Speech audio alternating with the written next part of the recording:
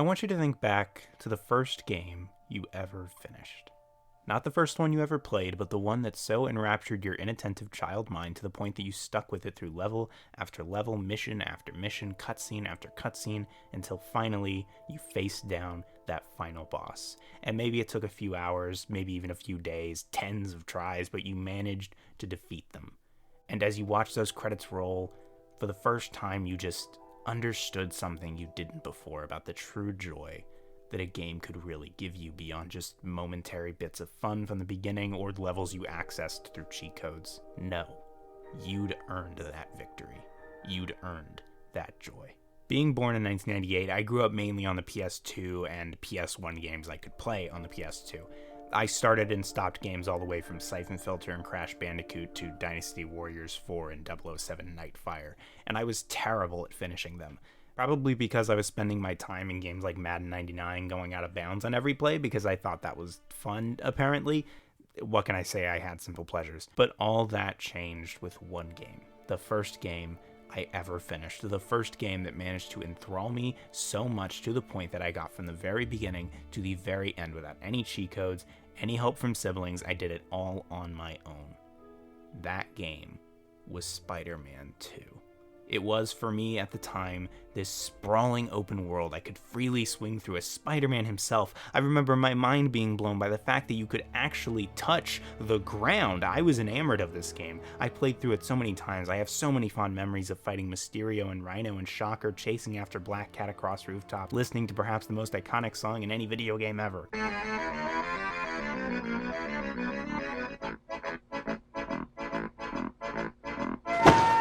Pizza time. Honestly, while I certainly enjoyed Spider-Man before, I think this is where my adoration of the character first began. I watched the Raimi trilogy endlessly after this. I watched both the 90s cartoon and the Spectacular Spider-Man whenever I could catch them on TV. I think the Amazing Spider-Man movies are overhated. Yes, even the second one. I have my problems with the MCU version, but I still enjoy those movies. Oh, Spiderverse, my god. Spiderverse. And of course, I continued to gobble up the games. Spider-Man 3, Shattered Dimensions, Edge of Time, Web of Shadows. I remember being weirdly excited to play the Amazing Spider-Man game for some reason, but in the end, none of them captured that same simple joy that filled me when I played Spider-Man 2. Or at least, that was until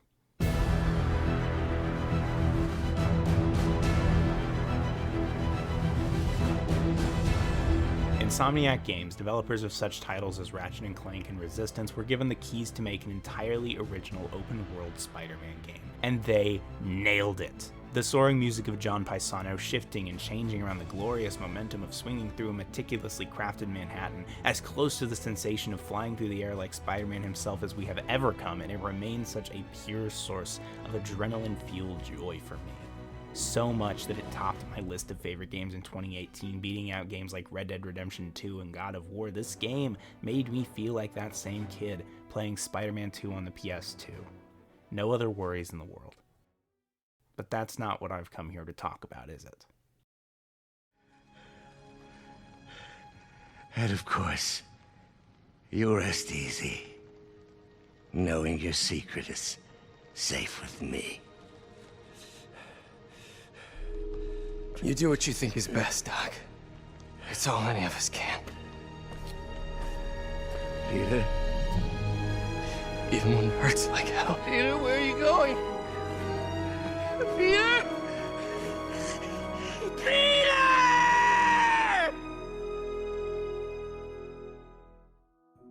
What Spider-Man PS4 did that Spider-Man 2 could never do was pair that simple joy, that thrill of being Spider-Man, with one of the best Spider-Man stories I've ever seen. A story that does more than just repeat the same Spider-Man tropes, that interrogates the very concept that the entire Spider-Man character and mythos is based on. With great power comes great responsibility. This is a story about people and relationships falling apart, about idealism and pride, about a young man named Peter Parker. I don't need to tell you that this bit at the beginning of the game is the perfect representation of Peter Parker's character and his priorities. Anyone else who has talked about this game has probably already told you that. However, I will tell you that it also serves as a nice introduction to the internal conflict at the core of this particular version of the character: short versus long-term consequences.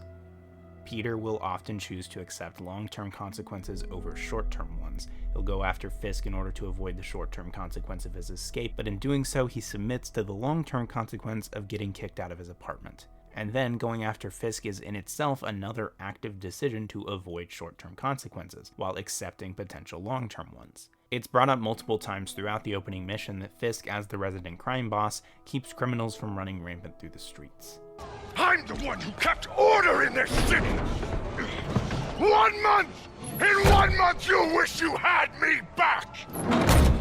But Peter forgoes those potential consequences in order to avoid the short-term consequence of letting Fisk get away. And of course, it's the absence of Fisk that ultimately allows for the demons to make their move. What's interesting here is that no matter what happens or which consequence ends up occurring, Peter will blame himself for it. If crime does start running rampant, which in a way it does, then he will blame himself. But if Fisk got away because he let him go or failed to stop him, he will blame himself for whatever wrong Fisk does next.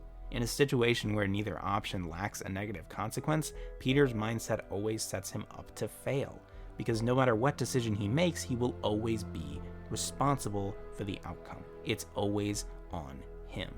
So of course he focuses more on the short-term consequences, because at least then he can have some semblance that he did the right thing before he gets back to his apartment and realizes that all his stuff is gone, and he not only has to go all across the city searching for it, but he also has to then actually find a place to stay the night. Ultimately, the delay of long-term consequences means that his focus will always be on short-term gratification, and better he hurts than someone else in the meantime. But that doesn't mean those long-term consequences don't still gnaw at him when they come to pass. Because for someone like Peter Parker, losing his apartment or his job are pretty light consequences when compared to some of the consequences he has to deal with as Spider-Man. Consequences like the death of Miles Morales' father. Martin Lee took his opportunity after the capture of Fisk to begin his vengeance on Norman Osborn, which led to the City Hall bombing that killed Miles' dad. One way or another, as far as Peter is concerned, this happened as a result of the long-term consequences of him putting away Fisk and the short-term consequences of him failing to stop Lee in time. He can't even properly console Miles after it happens because as far as he's concerned, this is his fault. So, what are you thinking? I'm thinking I screwed up, and that kid lost his father. Insomniac's Peter's fatal flaw is that he holds himself to an impossible standard. He wants to be perfect. He wants to save everybody. He's a total idealist with a strong sense of justice, and if he is unable to uphold that, he takes it as a personal failure. Because with great power comes great responsibility.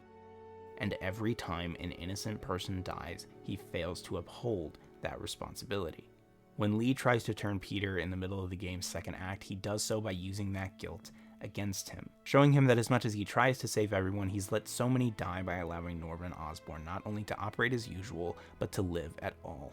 And as much as Peter fights against it, tries to tell him that he can't save everyone, this remains the battle that Peter fights in himself every day of his life. The conflict between what he could and couldn't do, the people he did and didn't save, the good he's done, and the good he's failed to do. But his greatest perceived failure in this game is to one of his closest allies, mentors, and friends.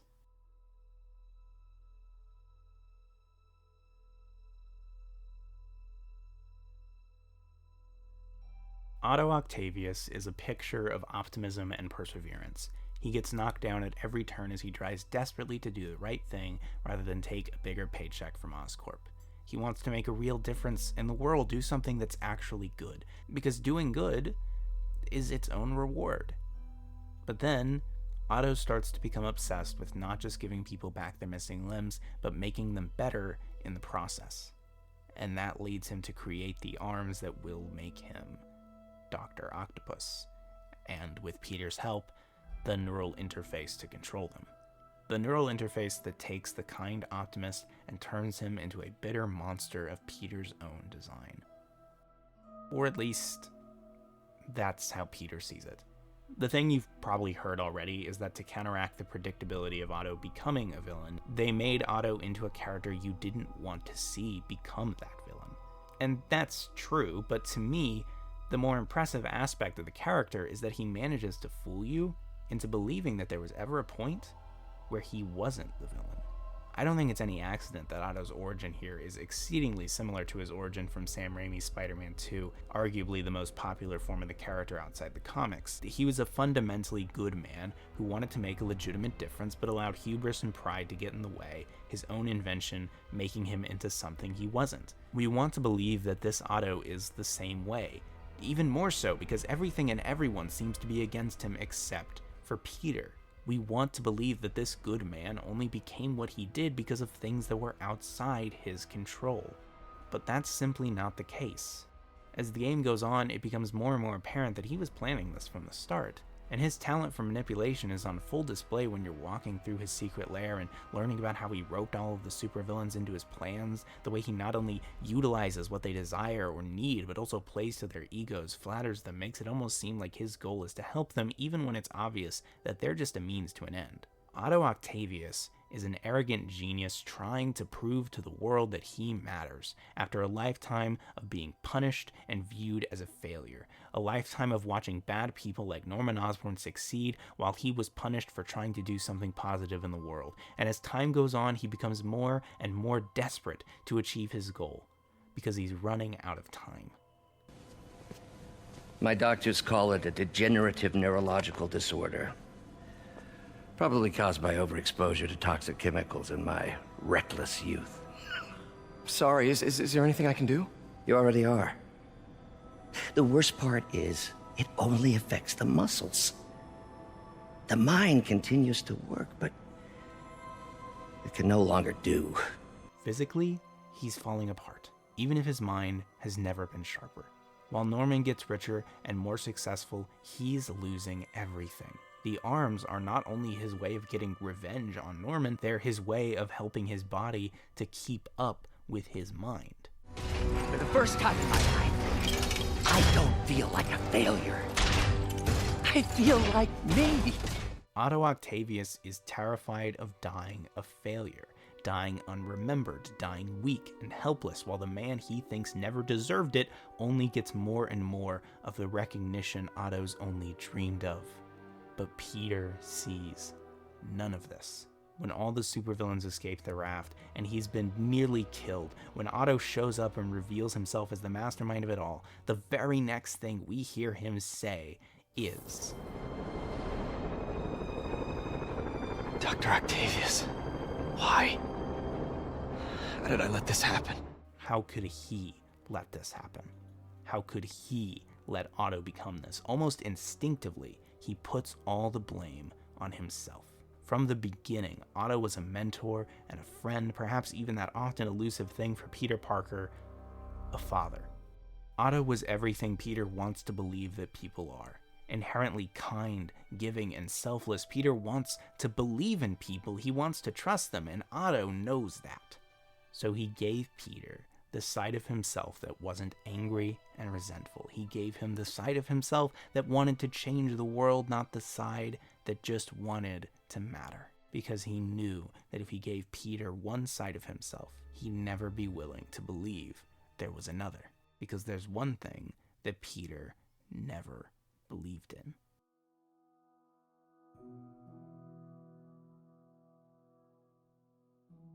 Ironic, yeah, but it's true.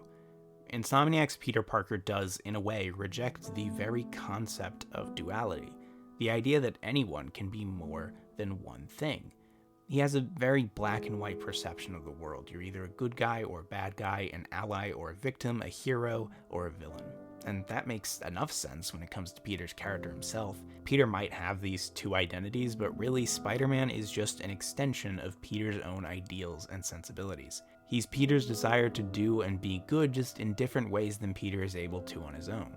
At the end of the day, Peter might have two identities, but they're essentially the same identity in two different sets of clothes. Literally. The fact of it is that Peter is a fundamentally good person. He genuinely wants to help people and make the world a better place in whatever way he can, sometimes with an unhealthy disregard for his own well-being.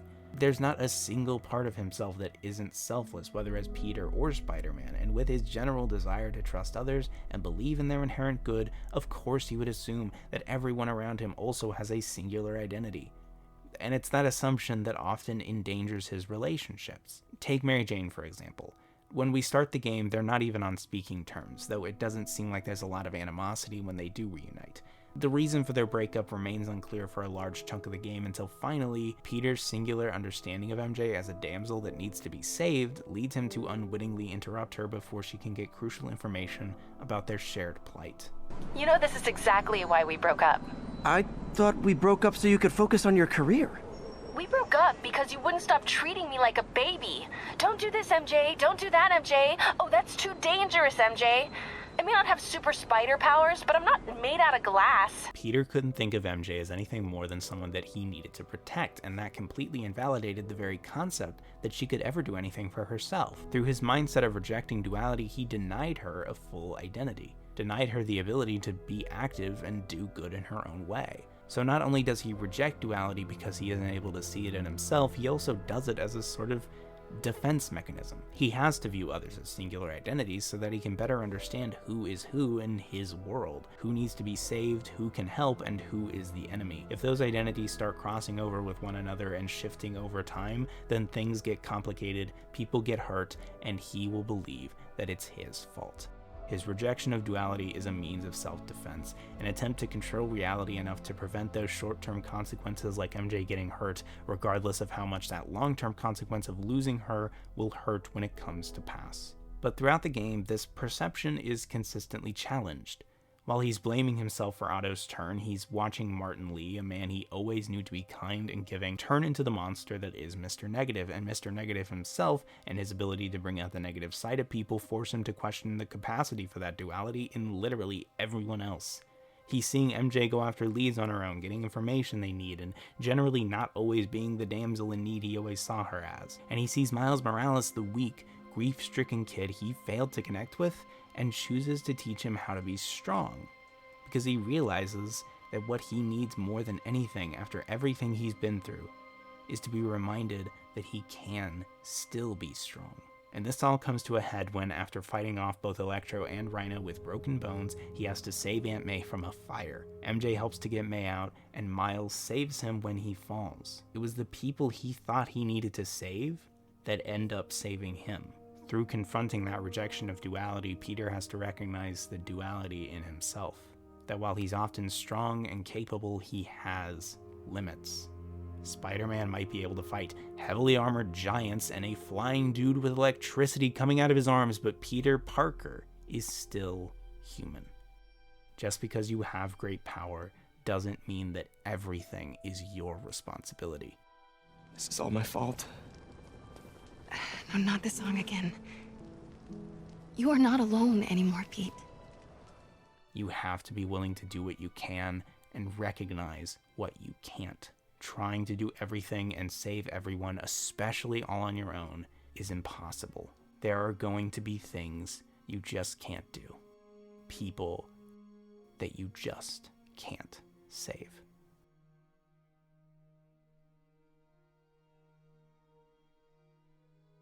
May is dying from the devil's breath that Norman Osborn created, and that Otto unleashed. In an effort to make an evil man suffer, Otto caught a kind old woman in the crossfire. Through all this destruction, all this pain, all he's really done is hurt those who were just trying to help. And now, Peter has to face him. They both had visions of changing the world, just in different ways. Peter wanted to help good people, and Otto wanted to destroy the bad. Peter doesn't want to fight him.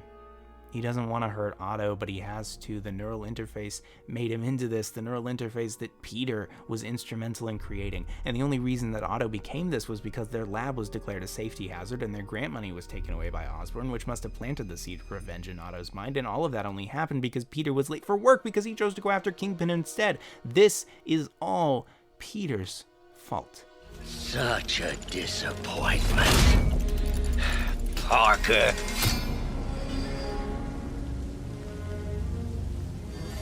You knew?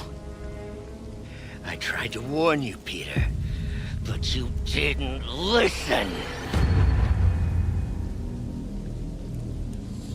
knew. When you're a little kid playing Spider-Man 2, you want to believe that everyone is good at heart, that no one would ever try to hurt you intentionally, that no one would ever take advantage of the fact that you wanted to trust them. At the end of Sam Raimi's Spider-Man 2, it's Peter Parker's belief in the good that Otto still has within him beyond the arms that control him that ultimately saves the city. It's the belief that beyond vanity and ego, there is something good inside of everyone. You just have to be willing to help it find its way back sometimes. At the end of that movie, the villain, the bad guy, is allowed to take responsibility for his mistakes and let go of what he wants. Sometimes, to do what's right, we have to be steady and give up the thing we want the most, even our dreams. And I don't think that's bad, not by a long shot, but what Spider-Man PS4 does is take that idea and expand on it and ask the question, what if Otto refuses to be saved? Before the neural interface, before even the loss of his grant, Otto lied to Peter. He knew from the beginning that he was Spider-Man, and he lied about it because he knew that it was to his advantage. He helped him create a better suit, knowing that he could make sure it wouldn't help Peter against him. He concocted stories about working on security for the raft. He flattered Peter by constantly reminding him of his intelligence. He stirred pity for himself by telling Peter about his disorder and about Norman's unethical science. He appealed to Peter's desire to change the world for the better. When Otto saw Peter, he saw a genius mind and a kind heart that wanted to see the good in people.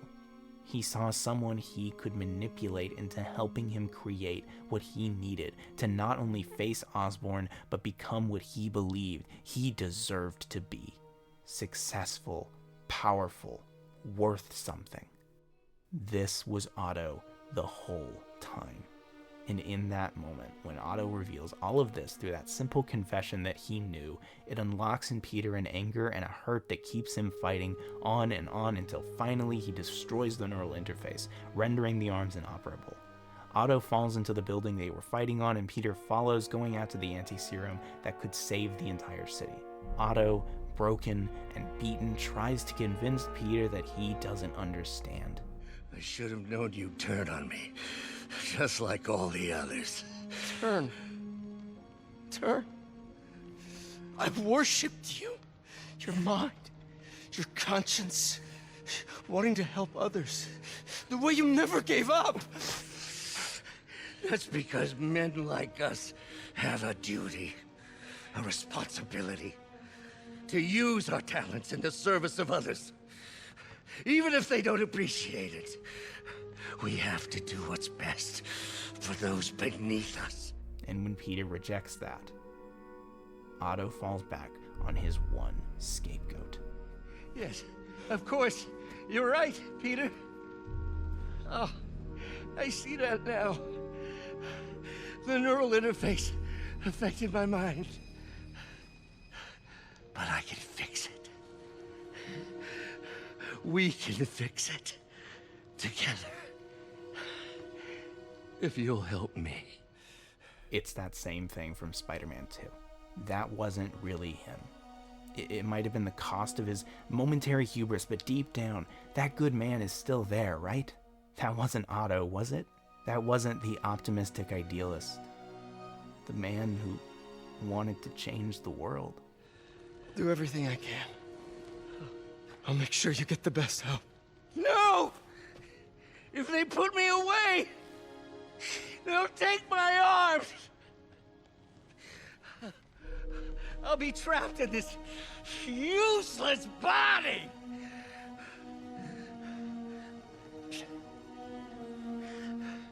Please, Peter.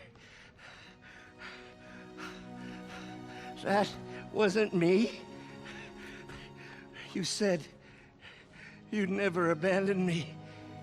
You promised. Remember? The man lying here is weak and in shambles, desperate to remind Peter of what he always thought Otto was. He's ashamed of that weakness.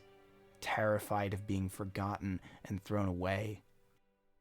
This moment is where we see, for the first time in this game, the true Otto Octavius. A man who spent his whole life trying to use his gifts to do what was right, to save the world one problem at a time, only to be pushed down and watched from the ground as the world's worst people continued to succeed while he was left behind. And he didn't care who he hurt if it meant making his way back up. Even the one person who really did care about him. There's a moment here where I fully believe that Peter almost decides to give Otto another chance. He almost decides to believe in that man that Otto wants him to believe in, that he wants to believe in. Not the scared, angry, bitter man who betrayed his trust at every turn, but the man who just wanted to do the right thing. And of course, you rest easy, knowing your secret is safe with me. You do what you think is best, Doc. It's all any of us can. Peter? Even when it hurts like hell. Peter, where are you going? Peter? Peter!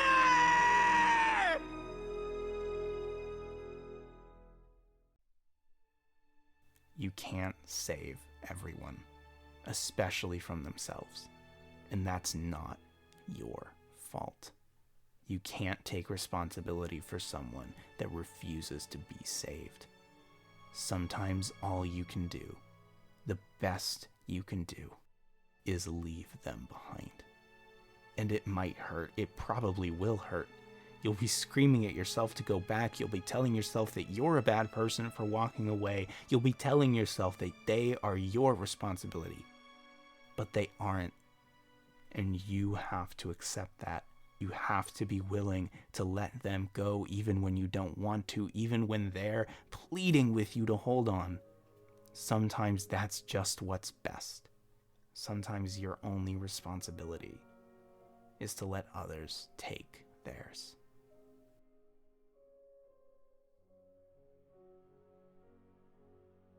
Take off your mask. I want to see my nephew.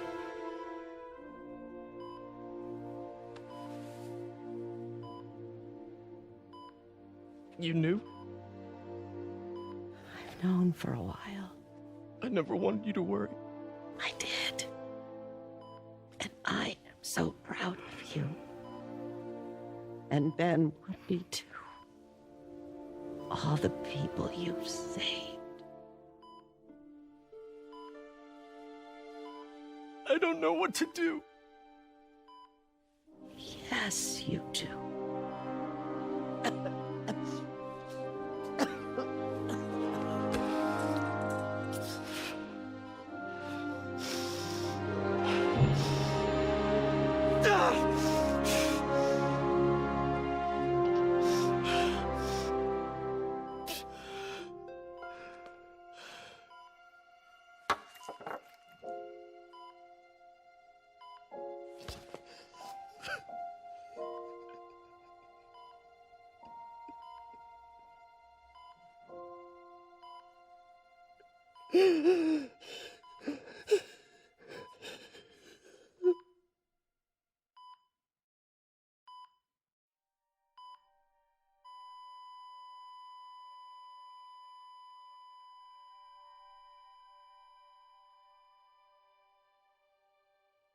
When you're a little kid playing Spider-Man 2, you don't really know just how hard life is going to be.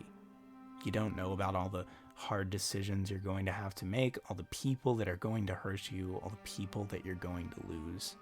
That joy of finishing a game for the first time ever is the strongest, purest emotion that you've ever felt up to that point. You don't know that there's so much else you're going to have to feel. And so much of it does not feel good. There's going to be pain, people won't be who you want them to be, and you're going to have to make decisions that you don't want to have to make.